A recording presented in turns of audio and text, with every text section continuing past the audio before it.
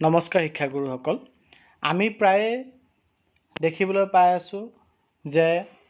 আমাৰ যি প্ৰশিক্ষণসমূহ হয় সেয়া যেতিয়া মাৰ্চ এণ্ডিং ওচৰ চাপি আহে ফাইনেন্সিয়েল ইয়েৰৰ সমাপ্তিৰ ফালে আহে তেতিয়া প্ৰায় সকলোবোৰ ট্ৰেইনিং একেলগে অনুষ্ঠিত কৰে সকলোবোৰ কম্পনেণ্টে আমি জানো আমাৰ সমগ্ৰ শিক্ষাত বহুতকেইটা কম্পনেণ্ট আছে FLNৰ কম্পনেণ্ট আছে TTN প্লেনিঙৰ কম্পনেণ্ট আছে ECC কাৰণে বেলেগ I ডিপাৰ্টমেণ্ট আছে ST কম্পনেণ্ট আছে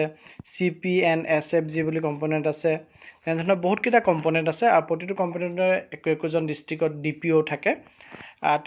তেওঁলোকৰ প্ৰশিক্ষণসমূহ যেহেতু ফেব্ৰুৱাৰী মাৰ্চ মাহতে বেছিভাগ আহে গতিকে একেলগে গোটেইকেইটা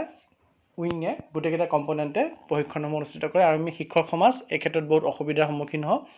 উদাহৰণস্বৰূপে যদি আমি যোৱা বছৰটোকে লওঁ বহুকেইখন জিলাত যোৱা বছৰ FLNৰ 5 দিনীয়া প্ৰশিক্ষণ আৰু ECCৰ 4 দিনীয়া প্ৰশিক্ষণ একেলগে অনুষ্ঠিত হৈছিলে যাৰ কাৰণে ট্ৰেইনিং লোৱাৰ ক্ষেত্ৰত বহুত অসুবিধা হৈছিলে এই ধৰণৰ অসুবিধাসমূহ দূৰ কৰাৰ ক্ষেত্ৰত এটি ভাল পদক্ষেপ সমগ্ৰ শিক্ষাই লৈছে আৰু তেওঁলোকে 2024-25 শৈক্ষিক বৰ্ষৰ কাৰণে এটি ট্ৰেইনিং কেলেণ্ডাৰ প্ৰকাশ কৰিছে আগতীয়াকৈ তেওঁলোকে শিডিউল কৰিছে কোনটো ট্ৰেইনিং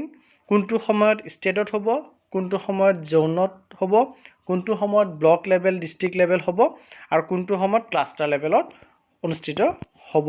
তাৰ এটা প্লেনিং লৈছে প্লেনিংটো আমি আপোনালোকে স্ক্ৰীনত দেখা পাই আছে আৰু আমি যদি ভালকৈ